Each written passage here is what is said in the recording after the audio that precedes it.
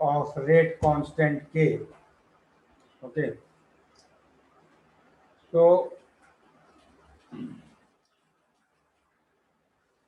देखो, सबसे पहले तो इस पे आरिनस ने एक equation the for temperature dependence of rate constant K. So he gave a equation like this: K is equal to A e raised to minus EA by RT. Correct? In this equation, A was called as pre-exponential factor.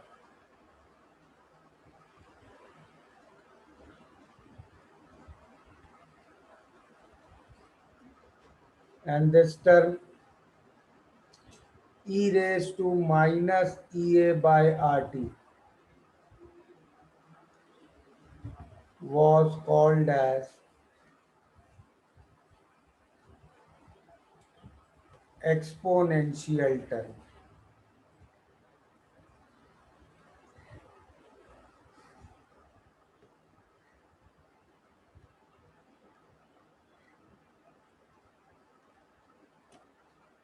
Okay?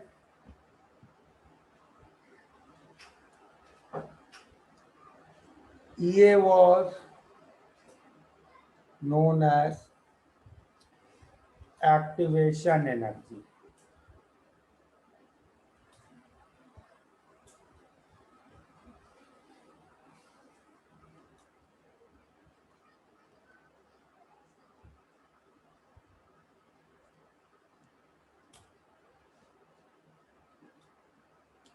ठीक है?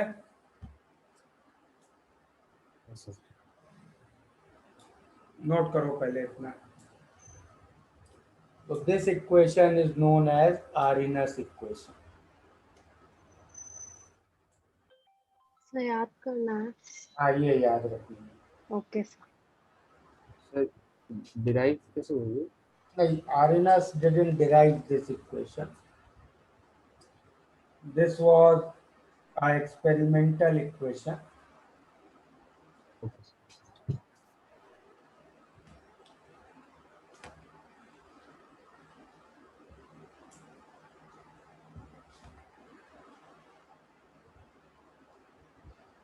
Note हो गया ये? एक minute sir.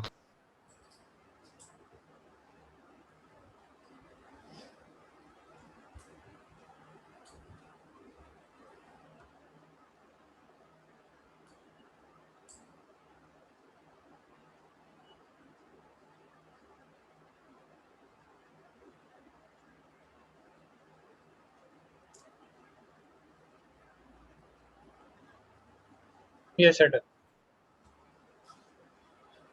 अब देखो, अब थोड़ा सा लॉजिक समझते हैं इसके पीछे, इस तरह की इक्वेशन के पीछे.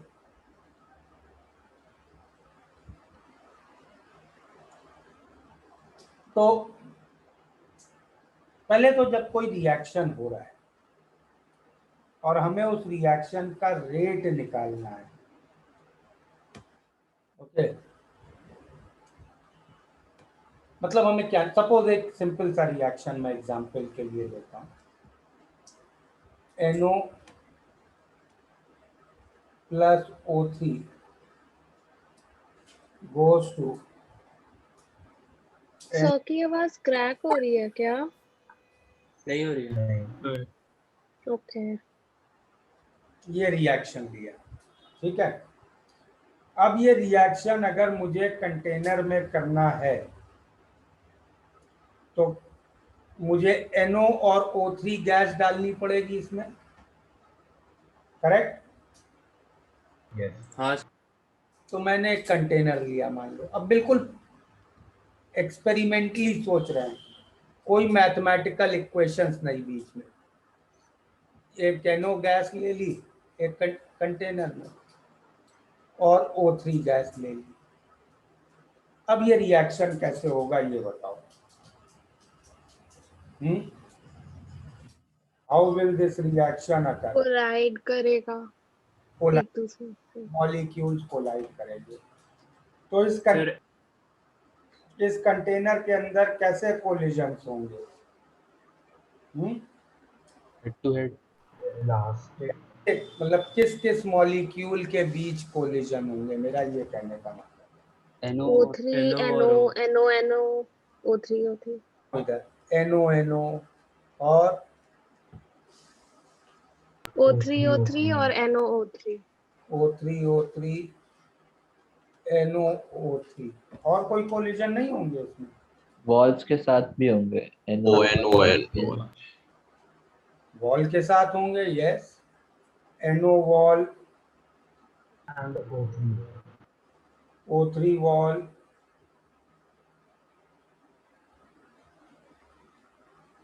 NO2 के साथ भी होगा, जैसे जो पहले फॉर्म हो गया। अभी NO2 बनाया नहीं ना, अच्छा ओके। अभी इसको एज इट इज रखते हैं, ठीक है। हाँ सर।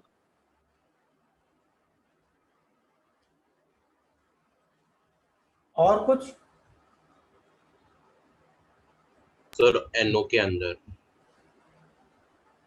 तो हो गया ना। सर NO का बॉन्ड के अबाउट भाई वो वाइब्रेट हो। अभी ट्राई मॉलिक्यूलर कोलिजन्स भी हो सकते हैं, दो थ्री, लेकिन वो प्रोबेबिलिटी ऐसे देखा जाए तो कम होती है ना, बहुत 1% होती तो है ना। तो मान लेते हैं यही 5 मेन कोलिजन्स हैं, ठीक है। तो ओके प्रोबेबिलिटी बहुत कम होती है, तो लेट्स अज्यूम यही 5 मेन कोलिजन्स हैं, ओके। यस अब हमें जो रिएक्शन चाहिए उसके लिए मेन यूजफुल कोलिजन कौन सा है? पहले के 3 NO NO O3 O3 NO O3। पहले के 3 O3 wall NO O3 O3 wall. Sir क्योंकि O3 will dissociate into O2 plus O। यार मैकेनिज्म थोड़ा इनको, ये ऐसा एलिमेंट्री रिएक्शन लिखा है तुम्हारे सामने। नहीं तो डोंट। तो NO लास्ट के 3 सर, लास्ट के 3 लास्ट के 3 नहीं, केवल ये, ओ इसी से तो बनेगा प्रोडक्ट। हाँ सर। तो only this reaction is of any use, okay. Yes yes. अब हमें अगर रिएक्शन का रेट फाइंड करना है तो हमें क्या फाइंड करना पड़ेगा? इस रिएक्शन के रेट को फाइंड करना है तो क्या फाइंड करना पड़ेगा? ऑर्डर, यार रेट कांस्टेंट। हमें ये काउंट करना पड़ेगा ना कि इस तरह के कितने कोलिजन हो रहे हैं, NOO3 टाइप के कितने कोलिजन हो रहे हैं कंटेनर में। हाँ सच। सही है। हाँ चलो हमने किसी तरह काउंट किया, किसी तो अपैरेटस लगा के कुछ तो करके ये काउंटिंग की कि NOO3 के 1 सेकेंड में यूनिट वॉल्यूम में 1000 कोलिजन हो गए, ठीक है, ओके। हाँ सर। Yes sir. तो should I write the rate of this reaction as 1000 per minute? हाँ सर। हाँ सर जरूरी नहीं है ना, क्योंकि नहीं है। क्यों जरूरी नहीं है बताओ जरा, क्यों? सर क्योंकि not every collision is perfect, not every collision is perfectly efficient। तो हो सकता है कि NOO3 बॉन्ड बना रहा भी और नहीं भी बना रहा हो। सब लोग अग्री कर रहे हैं इसकी बात से? हाँ सही बोला। तो we are saying not every NOO3 collision will give me product molecule, okay? So why? I did not get it. Her collision में उतनी एनर्जी नहीं हो सकती ना कि बॉन्ड बनाएगा। Oh okay. कि एक कुछ एनर्जी रिक्वायरमेंट होगी, तो हाँ डेफिनेटली हर कोलिजन के पास एक एनर्जी बैरियर होगा, ठीक है। हाँ तो एक एनर्जी बैरियर होगा, वो क्रॉस होगा तभी कोलिजन होगा, सॉरी तभी प्रोडक्ट बनेंगे। ठीक है। Yes sir.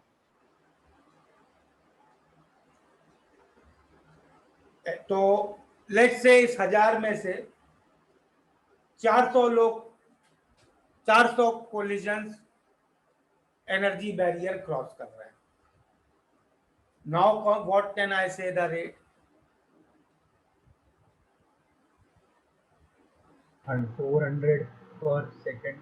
400 मतलब कैन आई से 400? यही मेरा क्वेश्चन है। हाँ सर। नहीं, इसके अलावा एक और बैरियर है। Can you imagine that barrier? दूसरा बैरियर है ओरिएंटेशन बैरियर। मतलब वो पहला है एक्चुअली, वो तो सबसे इंपॉर्टेंट बैरियर है। What do we mean by orientation barrier? सोचो जरा। NOO3 का कोलिजन हुआ, ठीक है, कैसे कैसे हो सकता है? ये NO का सर अगर ये NO का मॉलिक्यूल है, ठीक है।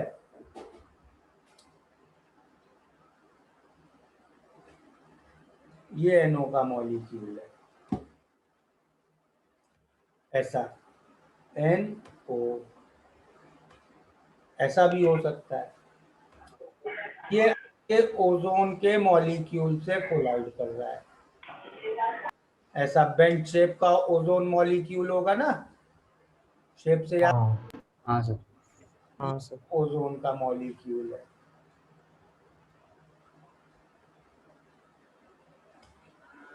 ये NO का मॉलिक्यूल है।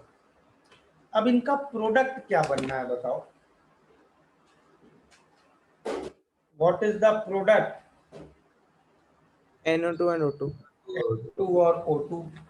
NO2 में दोनों ऑक्सीजन किससे अटैच है? Nitrogen. Nitrogen. Night.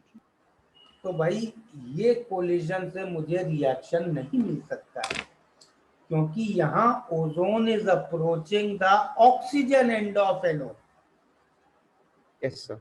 Ozone should approach the nitrogen end of NO, तभी रिएक्शन मिल सकता है, तभी रिएक्शन हो सकता है। Correct? Yes sir. Yes sir.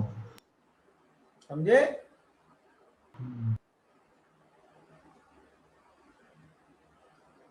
ये बात समझ में आई? Yes sir. Sir orientation barrier क्या होता है?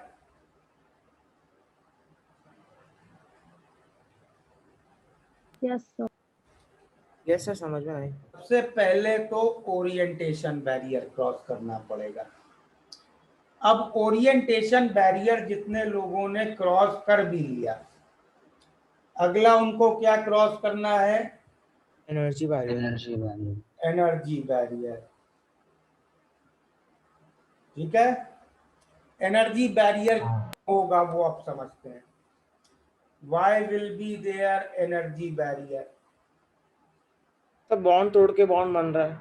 देखो देखो, डोंट बी इन हरी। अब मान लो, बोलो।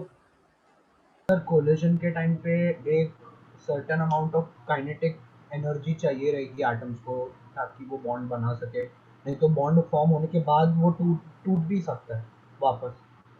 वही सर। समझ गए सब लोग? हाँ सर। ओके। तो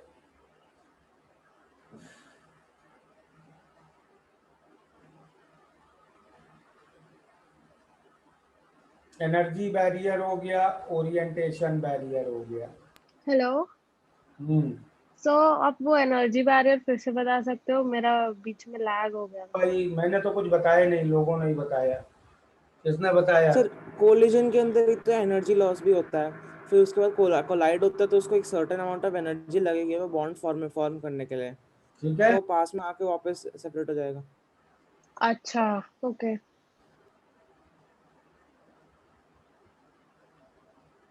नहीं सर, एक मिनट रुकिए।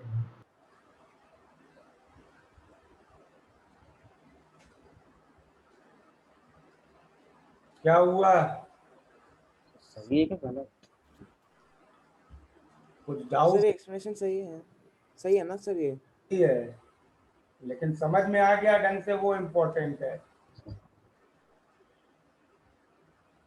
सर बता दो एक बार, प्रॉब्लम बात। सर डर लग रहा है गलत। नहीं नहीं, सही है। देखो, NO और O2 O3 एक दूसरे को अप्रोच कर रहे हैं प्रॉपर ओरिएंटेशन में, ठीक है। मतलब यहां से NO का मॉलिक्यूल आ रहा है,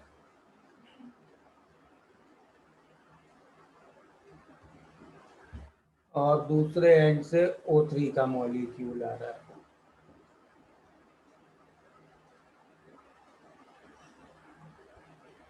सर एक और चीज बोलना भूल गया, बोल दूं मैं बिफोर आप बताओ? बोलो।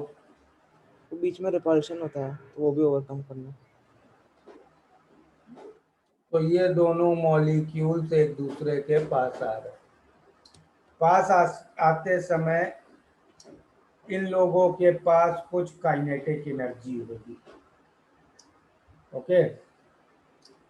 कुछ काइनेटिक एनर्जी होगी, ये अप्रोच करेंगे, पहले इनके बीच अट्रैक्शन होगा, जैसे जैसे और पास आते जाएंगे अट्रैक्शन की जगह रिपल्शन होने, रिपल्शन होगा तो ये मॉलिक्यूल से स्लो डाउन करेंगे, स्लो डाउन करेंगे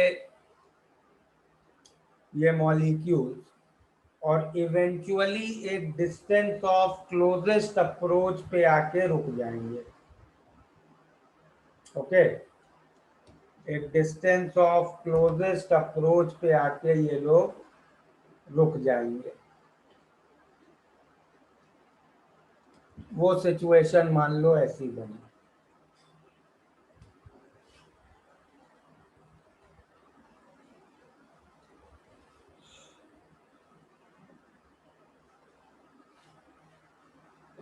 ठीक है, यहाँ पे आके वो रुक गए, ये इनका डिस्टेंस ऑफ क्लोजेस्ट अप्रोच है,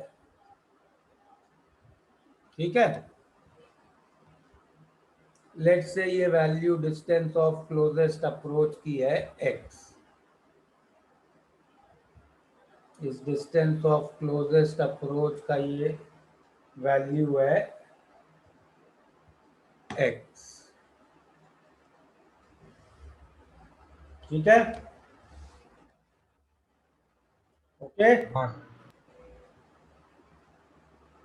नाउ अगर ये कोलिजन से हमें सक्सेसफुल रिएक्शन चाहिए, भाई इस डिस्टेंस ऑफ क्लोजेस्ट अप्रोच के बाद क्या होगा?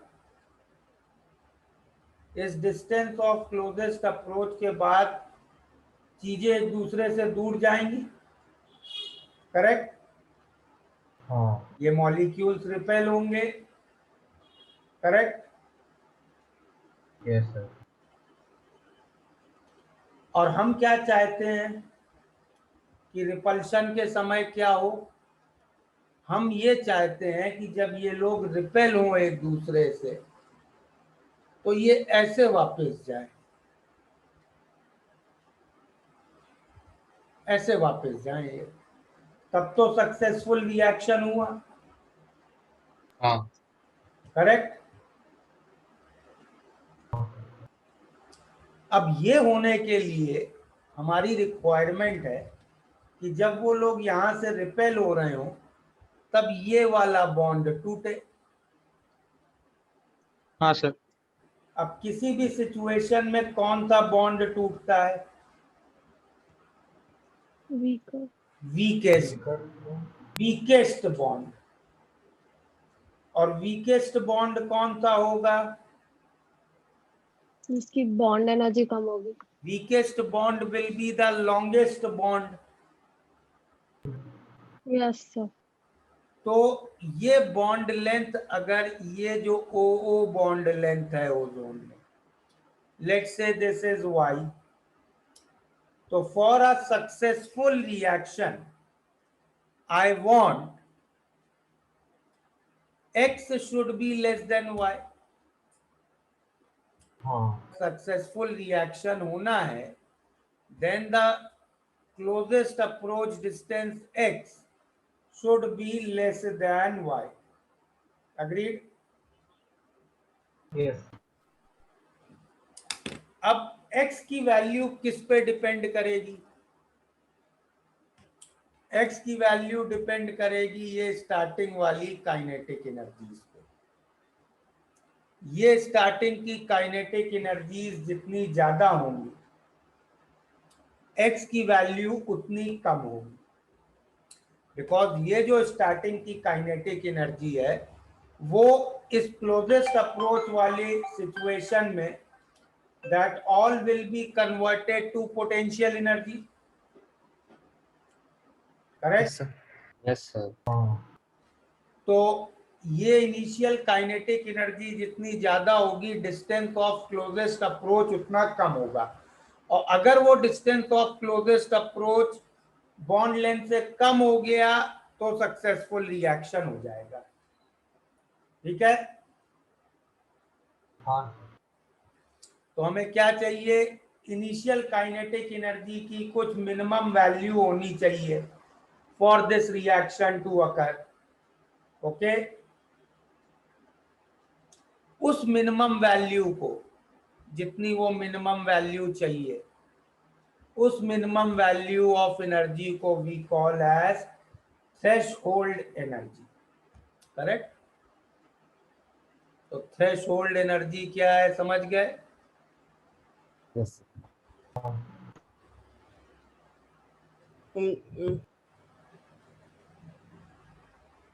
Threshold energy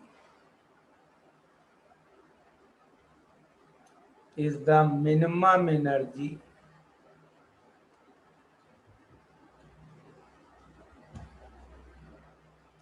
required for reaction to occur। ठीक है?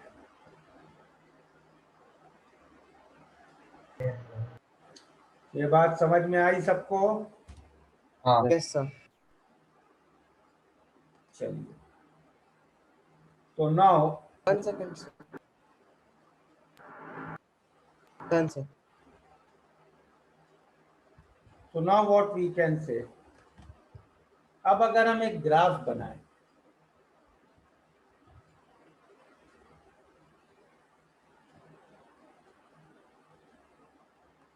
now if I make a graph,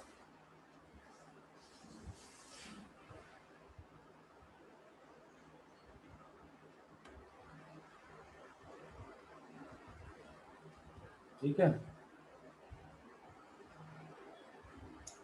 और इसमें x कोऑर्डिनेट पे मैं रख रहा हूं पोटेंशियल एनर्जी, y कोऑर्डिनेट पे रख रहा हूं रिएक्शन कोऑर्डिनेट्स। रिएक्शन कोऑर्डिनेट्स क्या होते हैं भाई? एक रिएक्शन की डिफरेंट स्टेजेस को हम रिएक्शन कोऑर्डिनेट कहते हैं। तो एक रिएक्शन की डिफरेंट स्टेजेस क्या होती हैं? रिएक्शन जब शुरू होता है, रिएक्शन जब शुरू होता है तो उसमें क्या होते हैं? रिएक्टेंट। तो सबसे पहला हम शुरू करते हैं रिएक्टेंट से, और फाइनली क्या बनता है एक रिएक्शन में? Products, correct? और बीच में क्या होता है? इंटरमीडिएट। बीच में इंटरमीडिएट नहीं होता, बीच में होता है ट्रांजिशन स्टेट। हाँ ट्रांजिशन स्टेट, या इसको दूसरा नाम भी देते हैं एक्टिवेटेड कॉम्प्लेक्स। ये कौन सी जगह थी? ये ट्रांजिशन स्टेट क्या है? ट्रांजिशन स्टेट ये है, ये जो डिस्टेंस ऑफ क्लोजेस्ट अप्रोच वाली सिचुएशन बनती है ना आपके पास, हाँ दैट हाँ transition state. Okay, yes sir. या एक्टिवेटेड कॉम्प्लेक्स। तो अब अगर तुम इसमें थोड़ा सा ऑब्जर्व करो, भाई स्टार्टिंग में रिएक्टेंट्स की कुछ पोटेंशियल एनर्जी होगी। अब जैसे जैसे वो आप क्लोज अप्रोच करेंगे क्या होगा? पोटेंशियल एनर्जी बढ़ती जाएगी पोटेंशियल एनर्जी। बढ़ती जाएगी, और ट्रांजिशन स्टेट पे ये पोटेंशियल एनर्जी मैक्सिमम होगी। हाँ यस हाँ। सर। Yes sir. उसके बाद दूर जाएंगे और पोटेंशियल एनर्जी फिर से कम होती जाएगी, और ये फाइनली प्रोडक्ट्स की पोटेंशियल एनर्जी हो गई। ठीक है, यस सर। अब प्रोडक्ट्स की ऊपर रहेगी या कम नीचे रहेगी, डिसाइड कैसे करेंगे? Depend on reaction is exothermic और एंडोथर्मिक। Okay sir. प्रोडक्ट की ऊपर भी हो सकती, नीचे भी। इस ग्राफ में मैंने ऊपर बनाया है, मतलब this is graph of a endothermic. Endothermic reaction. Exothermic में प्रोडक्ट्स की नीचे हो। ठीक है, यस सर। अब इसमें मैं कुछ इंपॉर्टेंट चीजें देखता हूं, कुछ इंपॉर्टेंट हाइट्स देखता हूं। एक तो ये हाइट, एक ये हाइट, और एक ये हाइट। ये तीनों हाइट्स क्या डिनोट कर रही हैं?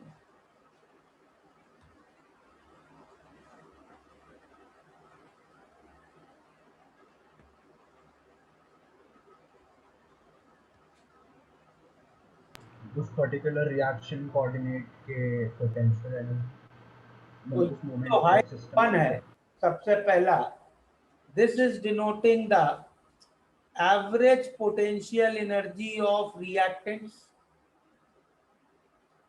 करेक्ट? हाँ हाँ sir. This is denoting the average potential energy of product. Products. बीच वाली लाइन क्या डिनोट कर रही है? Threshold energy. Average potential energy of transition state. बीच वाली डिनोट कर रही है थ्रेशोल्ड एनर्जी। हाँ ओके। इसीलिए तो ये पूरा डिस्कशन कर रहे हैं। Okay, yes sir. बीच वाली डिनोट कर रही है थ्रेशोल्ड। तो अब एक और इम्पोर्टेंट चीज पे आ जाते हैं। थ्रेशोल्ड तो मिनिमम एनर्जी है ना। एक्चुअल रिएक्शन में तो बहुत सारे सॉल्यूशंस ऐसे भी होंगे जिनकी रिएक्शन एनर्जी उससे ज्यादा होगी, तो जो एवरेज आएगा वो उससे ऊपर ही आएगा ना। You are not getting the point. Transition state की पोटेंशियल एनर्जी तो उतनी होगी क्लोजेस्ट अप्रोच पे। हाँ हाँ, ओके ओके, समझा। हाँ ठीक। तो can you tell me what is these values? What will be these values? बहुत ध्यान से देखना। Activation energy. इनको हम लोग कहते हैं एक्टिवेशन। सही है, सही में। हाँ,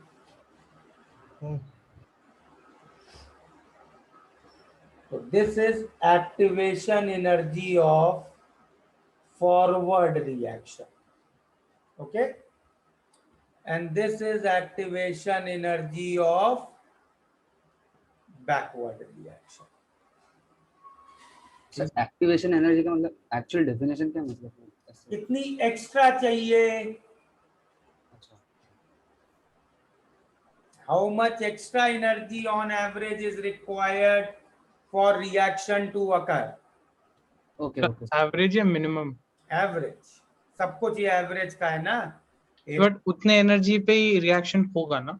एवरेज ऑन एवरेज उतनी देनी पड़ेगी रिएक्शन करने के लिए। Yes sir. अच्छा, इस पूरे ग्राफ में किसी तरीके से तुम डेल्टा एच को रिप्रेजेंट कर सकते हो? Sir average potential energy of products A F minus A B. भाई delta H, sir average of products minus reactants. Yes, is अच्छा enthalpy minus average of reactant, सही है? यस ये तो था। Yes sir. तो वहीं से इसको अब इस ग्राफ से देख के I can also write that will be equal to E F minus E B. हाँ ठीक है, हाँ हाँ तो ये आ गया एक बड़ा अच्छा सा रिलेशन हमारे पास।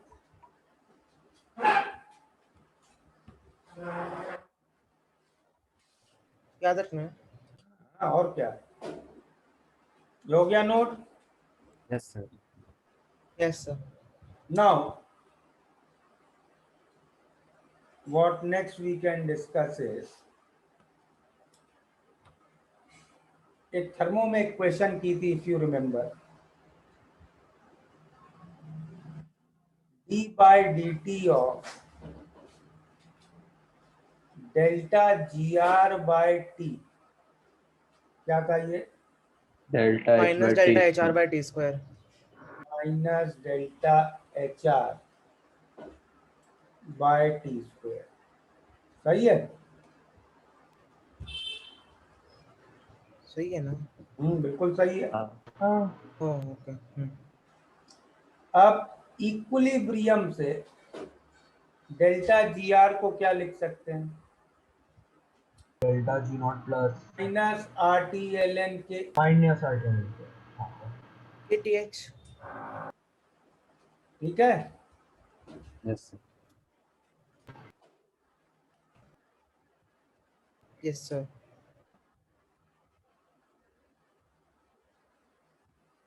अब टी तो कैंसिल हो गया, करेक्ट? माइनस हाँ बाहर ले लो, माइनस साइन भी कैंसिल हो जाएगा, तो क्या बचा? R times D by D T of लोन की ln k, and equilibrium constant k can be written as rate constant kf by kb। ठीक है, सही है यहां तक? यस हाँ। सर। हाँ सर और डेल्टा एच आर को I can write E F minus E B by T square. Now yes sir. समझ में आया ये रिप्रेजेंटेशन? हाँ सर तो माइनस साइन। माइनस साइन का ओह बाई, हाँ हाँ सॉरी सॉरी सर। सॉरी, समझ गए? तो हाँ माइनस आर था। इसको मैं ऐसे लिख लूं तो कोई दिक्कत? D by D T of L N K F minus D by D T of L N K B is equal to E F by R T square minus E B by R T square. सही है? हाँ हाँ sir. हाँ sir. कोई दिक्कत? No sir no sir. Note कर लो इतना।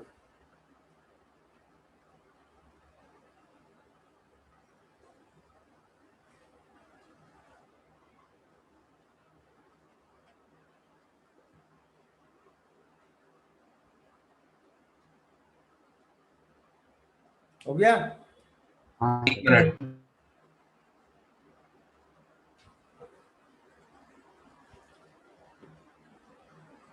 तो इस इक्वेशन का सॉल्यूशन मैं ऐसे लिख सकता हूं,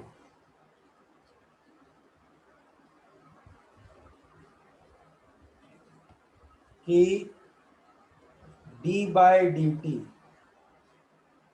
of ln kf is equal to EAF by RT square plus Z, and d by dt of ln kb is EAB by RT square plus Z. लिख सकता हूं ऐसे? हाँ yes. नहीं ना किसी को? नहीं नहीं सर ठीक है? हाँ Where Z is any arbitrary constant. yes Okay. Now the next thing I want to say is, ये EAF EAB क्या थी याद है ना? Activation yes sir, activation of forward, activation back. Potential energies के डिफरेंस से कोरिलेट किया था ना? हाँ सर यस सर। तो भाई पोटेंशियल एनर्जी में रेफरेंस तो मेरे हाथ में ही होता है, जीरो कहाँ मानना ये तो अपनी चॉइस होती है ना पोटेंशियल एनर्जी में। हाँ हाँ सर। यस और नो? हाँ yes sir sir. Yes sir. तो मैं आर्बिट्रली अपने रेफरेंस को Z पे ले सकता हूं सो दैट Z की वैल्यू 0 हो जाए। हाँ करेक्ट? हाँ हाँ सर। हाँ sir but if Z is greater than EAF EB तो क्या हुआ यार, एक ये बॉडी है, इसकी ग्रेविटेशनल पोटेंशियल एनर्जी हम लोगों को डिस्कस करनी है। ये ग्राउंड लेवल है,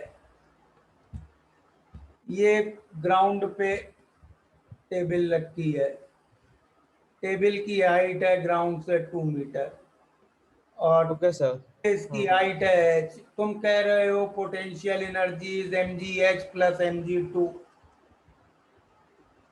करेक्ट? हाँ सर। अराउंड ले लेते हैं अपना, तो ये चीज 0 बोल देंगे ना फिर। हाँ सर। हाँ सर, हो गया। Okay sir. मैं रेफरेंस अगर Z पे ले लूंगा तो Z 0 हो जाएगा।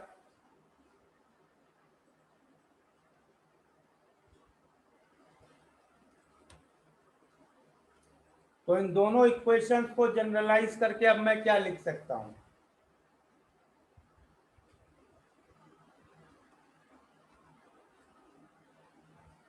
d by dt of ln k d by will be dt of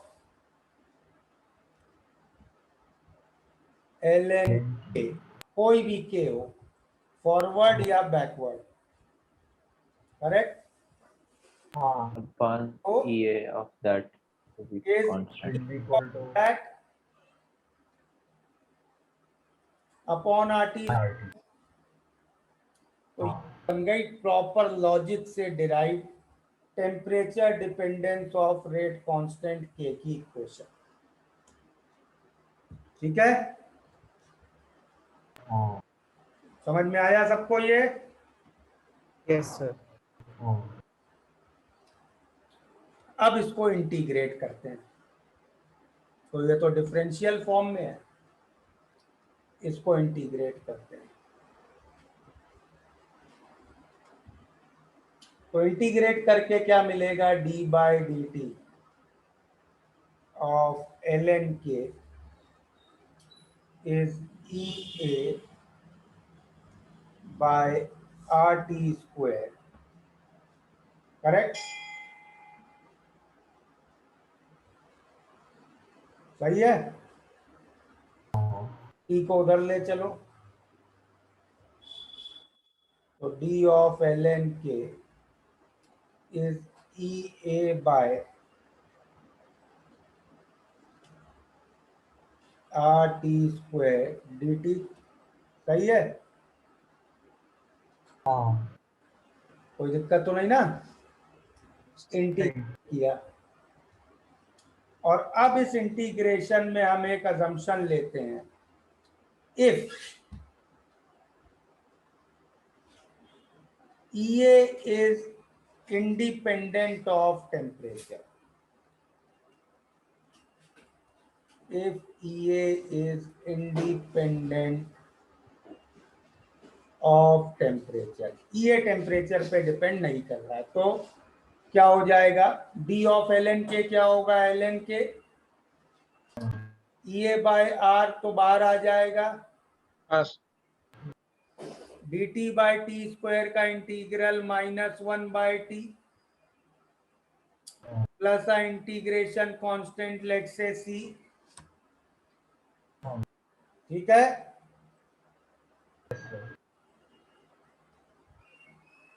समझ में आया? सर इसमें लिमिट्स क्यों नहीं डाली?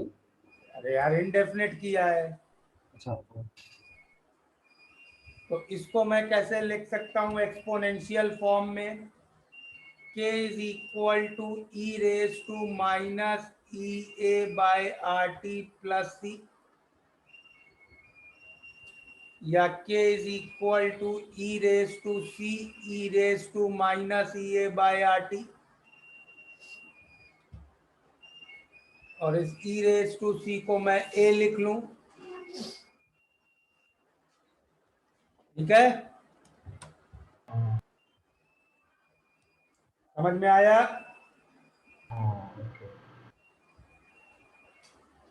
सर ये याद रखना है क्या पूरा डेरिवेशन? काफी इंपॉर्टेंट चीजें आई हैं इस डेरिवेशन में लॉजिकली।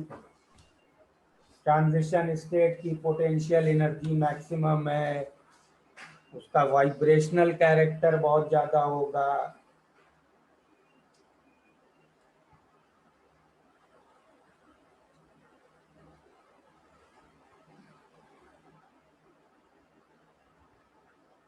तो वाइब्रेशन करेक्टर कहाँ आ गया? यार वो ब्रेक कर रहा है, यहाँ से सब रिपेल होंगे ना ट्रांजिशन स्टेट से, मतलब ये मॉलिक्यूल बहुत ज्यादा वाइब्रेट स्प्रिंग की तरह कर रहा होगा, ये स्प्रिंग है मोस्ट स्टेट, ओके बाहर फेंकेगा सबको। Yes sir okay.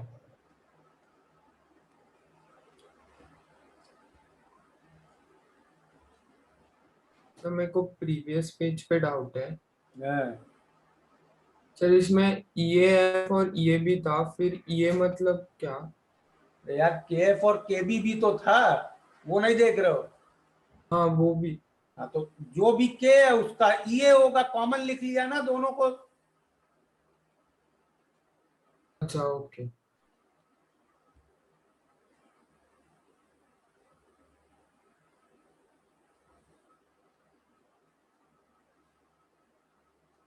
सर हम लोग इस डिफरेंशियल फॉर्म में डायरेक्ट उसको डिफरेंशिएट करके भी तो आ सकते थे।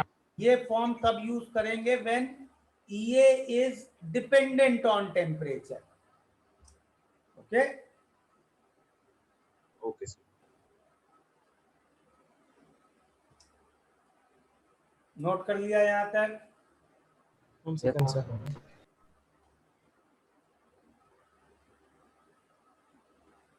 Done sir.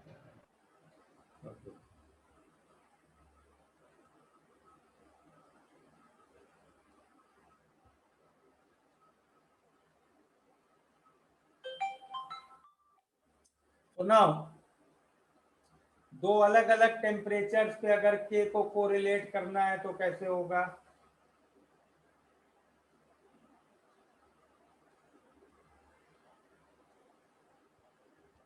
आर्यनस इक्वेशन से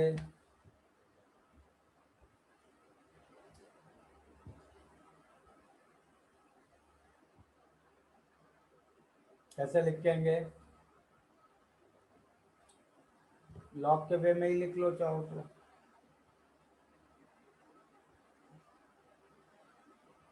भाई क्या इक्वेशन थी हमारी?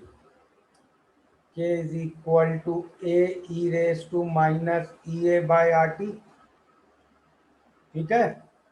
हाँ लॉग लॉग कैंसिल, तो ln K क्या होगा? ln A minus E A by R T, सही है। हाँ तो ln K versus 1 by T का ग्राफ कैसा होगा? It is slope. ऐसा होगा। हाँ सर। इसमें ये स्लोप क्या होगा? E by R minus E by R. Minus ये बार ए बाय आर। ठीक है, और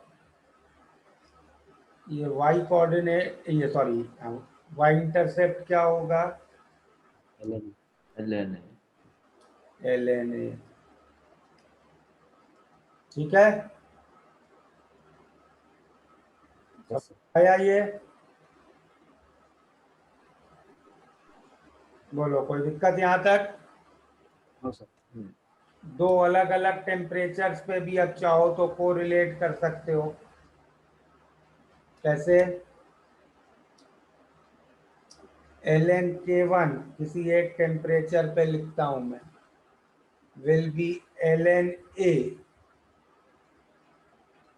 minus EA by RT1, correct? And ln K2 is ln A minus EA by RT2। सही है? सब्ट्रैक्ट कर लो इन दोनों को, क्या मिल जाएगा? ln k1 by k2 ln K1 by K2 is equal to EA by R 1 by T2 minus 1 by T1। ठीक है? हाँ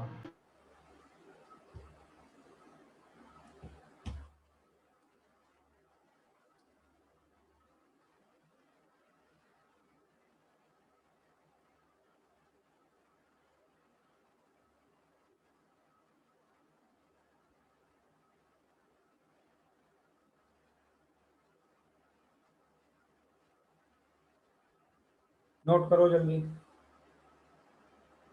डन सर। हो गया सर।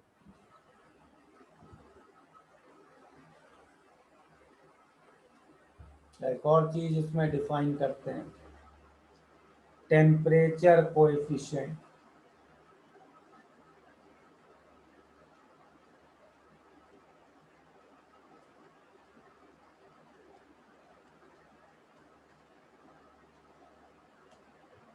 जनरली अल्फा से डिनोट करते हैं। तो क्या होता है temperature coefficient? Temperature coefficient is ratio of rate constant at a temperature difference of 10 Kelvin। Okay, और यूजुअली हम लोग इसको क्या लेते हैं? K at 35 degrees centigrade upon K at 25 degrees centigrade। ठीक है? हाँ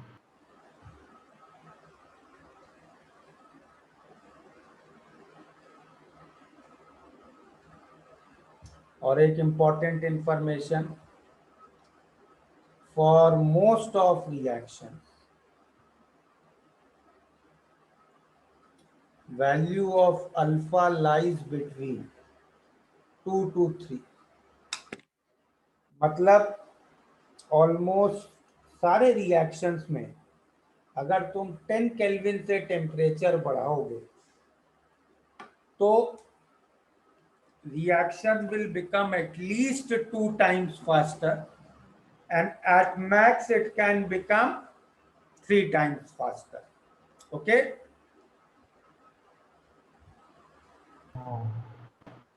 सर ये बस वो 10 के फैक्टर के लिए ट्रू है ना?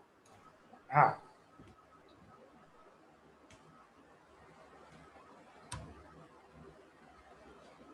सर मेरे को ये वाला पेज नहीं समझा सर। अरे ये डिफाइन करना है कि के की 10 डिग्री पे जितना चेंज होता है उस रेशियो को हम टेम्परेचर कोएफिशिएंट नाम देंगे। Okay sir. इसका एक एग्जांपल भी समझते हैं। मान लो दिया है for a reaction temperature coefficient is 2। ठीक है,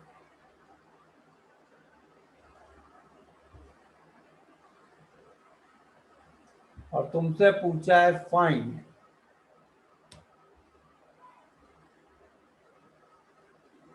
K at 70 degrees upon K at 20 degrees।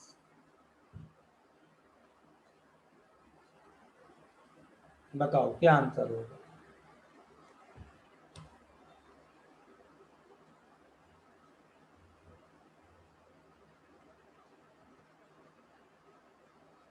Ten raise to 5 10 2 raised to 4. 2 raised to 5. 2 raised to 4.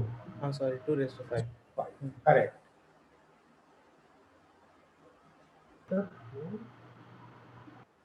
भाई केस अच्छा हाँ 5। यस यस हो गया समझ गए समझ गए।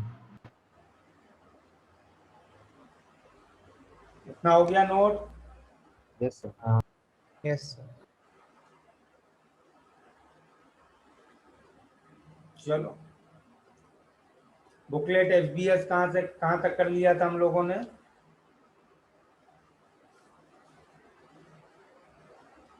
हम्म,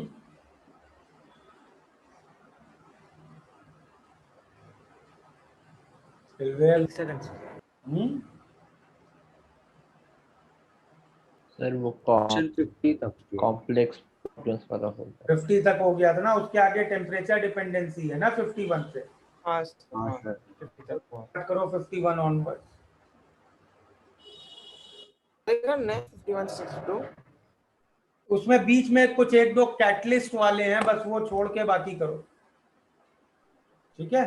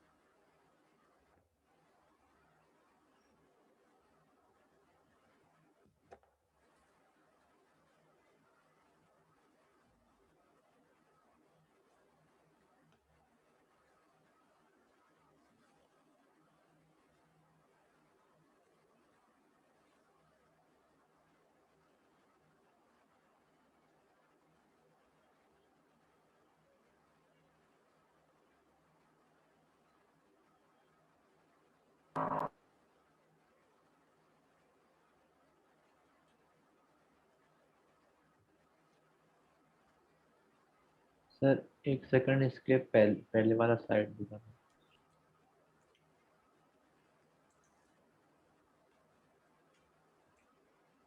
हाँ ठीक, ओके।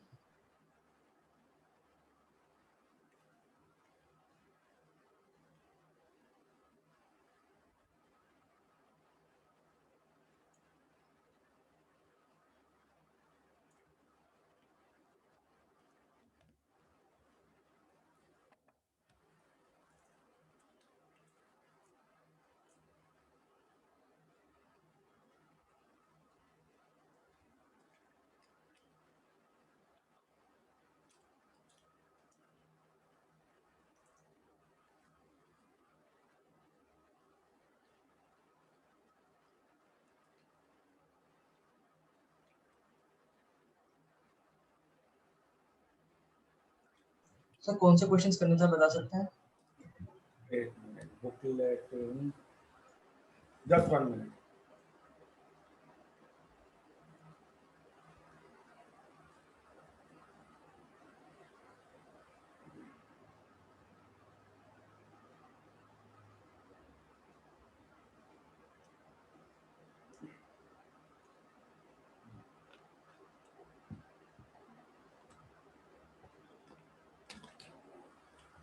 एफबीएस में करो 51, 52, 53, 54, 5,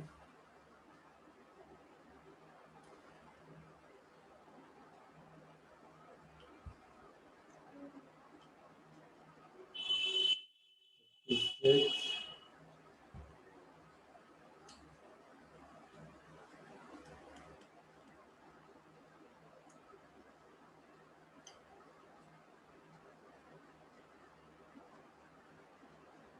चलो यहाँ तक कर लो, 58 तक करो।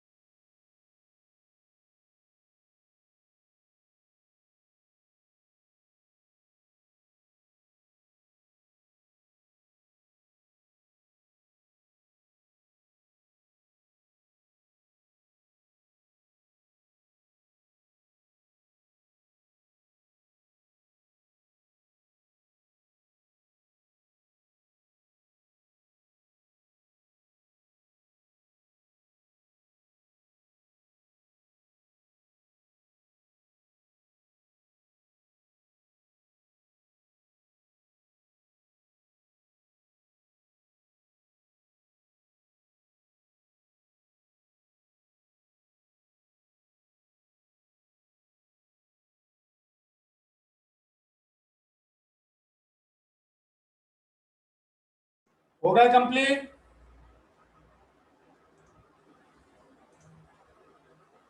आई थिंक सारे आ गए होंगे, कोई डाउट तो आया नहीं होगा।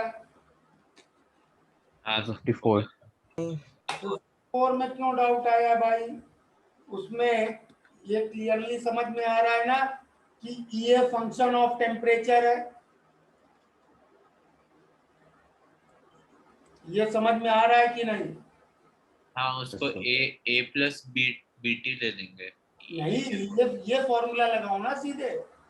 हाँ सर, लेकिन उसमें ये कोई फंक्शन ऑफ टी सब्स्टिट्यूट करना पड़ेगा ना। क्यों सब्स्टिट्यूट करना पड़ेगा मेरे दोस्त? अच्छा, सीधे ही उसको तुम्हें डिफरेंशिएट करना। हाँ ठीक है, ln के दिया है ना, हाँ हाँ ठीक है, हो जाएगा। डिफरेंशिएट करो टी के रिस्पेक्ट में, उसको ये बाय RT स्क्वायर के इक्वेट करो। ठीक है? हाँ